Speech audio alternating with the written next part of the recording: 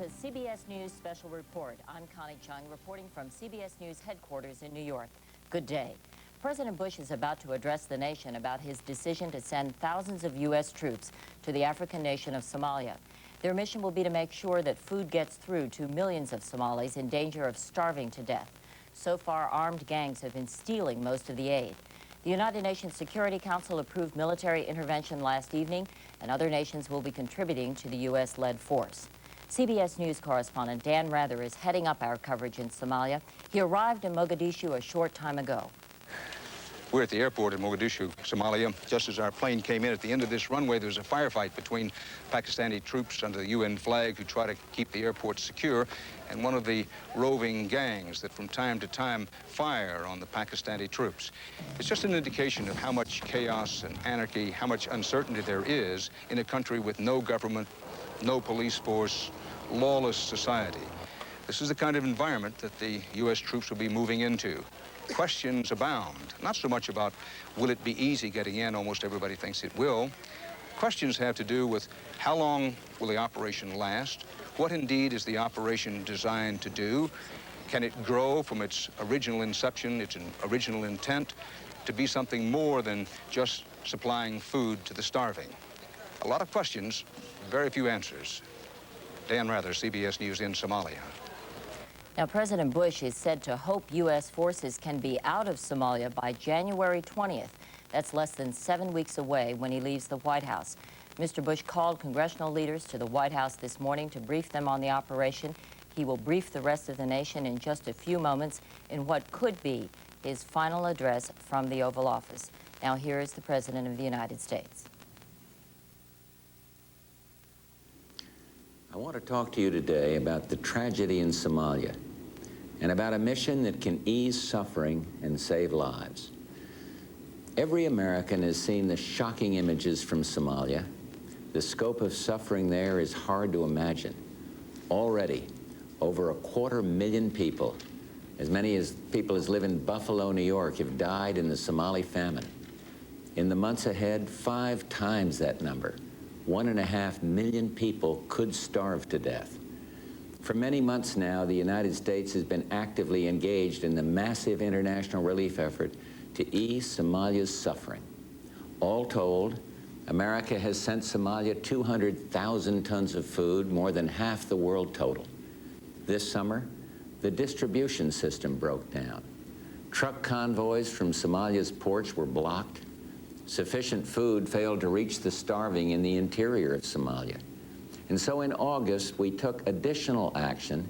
In concert with the United Nations, we sent in the U.S. Air Force to help fly food to the towns.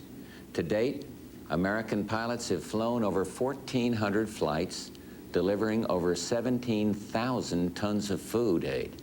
And when the UN authorized 3,500 UN guards to protect the relief operation, we flew in the first of them, 500 soldiers from Pakistan.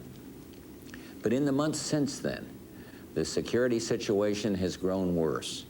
The UN has been prevented from deploying its initial commitment of troops.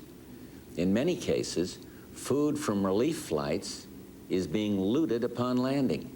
Food convoys have been hijacked, aid workers assaulted, ships with food have been subject to artillery attacks that prevented them from docking. There is no government in Somalia. Law and order have broken down. Anarchy prevails. One image tells the story. Imagine 7,000 tons of food aid literally bursting out of a warehouse on a dock in Mogadishu while Somalis starve less than a kilometer away because relief workers cannot run the gauntlet of armed gangs roving the city. Confronted with these conditions, relief groups called for outside troops to provide security so they could feed people. It's now clear that military support is necessary to ensure the safe delivery of the food Somalis need to survive. It was this situation which led us to tell the United Nations that the United States would be willing to provide more help to enable relief to be delivered. Last night, the United Nations Security Council, by unanimous vote, and after the tireless efforts of Secretary General Boutros-Ghali, welcomed the United States' offer to lead a coalition to get the food through. After consulting with my advisors, with world leaders, and the congressional leadership, I have today told Secretary General Boutros-Ghali that America will answer the call. I have given the order to Secretary Cheney to move a substantial American force into Somalia. As I speak, a Marine Amphibious Ready Group, which we maintain at sea, is offshore Mogadishu. These troops will be joined by elements of the 1st Marine Expeditionary Force based out of Camp Pendleton, California, and by the Army's 10th Mountain Division out of Fort Drum, New York. These and other American forces will assist in Operation Restore Hope. They are America's finest. They will perform this mission with courage and compassion, and they will succeed. The people of Somalia, especially the children of Somalia, need our help.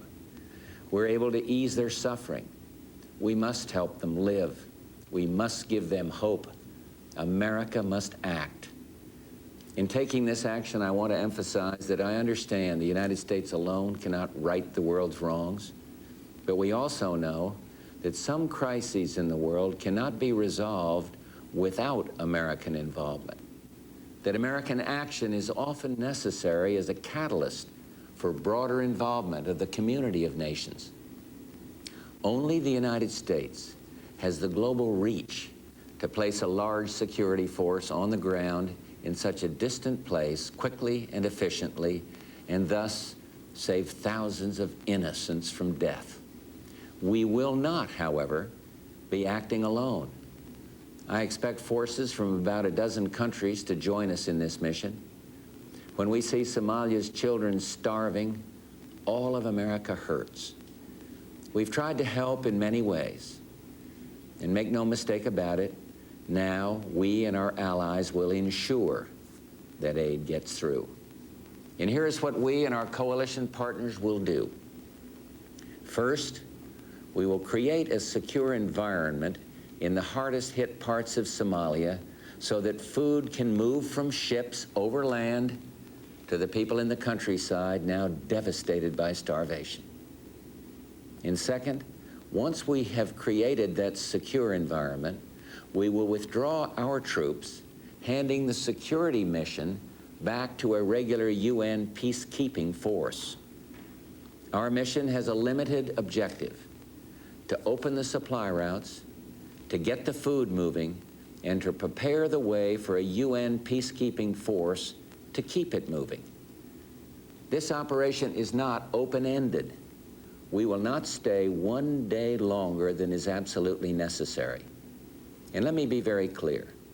Our mission is humanitarian, but we will not tolerate armed gangs ripping off their own people, condemning them to death by starvation. General Hoare and his troops have the authority to take whatever military action is necessary to safeguard the lives of our troops and the lives of Somalia's people. The outlaw elements in Somalia must understand this is serious business. We will accomplish our mission. We have no intent to remain in Somalia with fighting forces, but we are determined to do it right, to secure an environment that will allow food to get to the starving people of Somalia. To the people of Somalia, I promise this: we do not plan to dictate political outcomes. We respect your sovereignty and independence. Based on my conversations with other coalition leaders, I can state with confidence, we come to your country for one reason only: to enable the starving to be fed. And let me say to the men and women of our armed forces, we're asking you to do a difficult and dangerous job. As Commander-in-Chief, I assure you, you will have our full support to get the job done, and we will bring you home as soon as possible.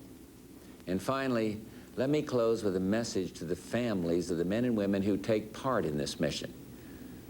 I understand it is difficult to see your loved ones go, to send them off, knowing they will not be home for the holidays.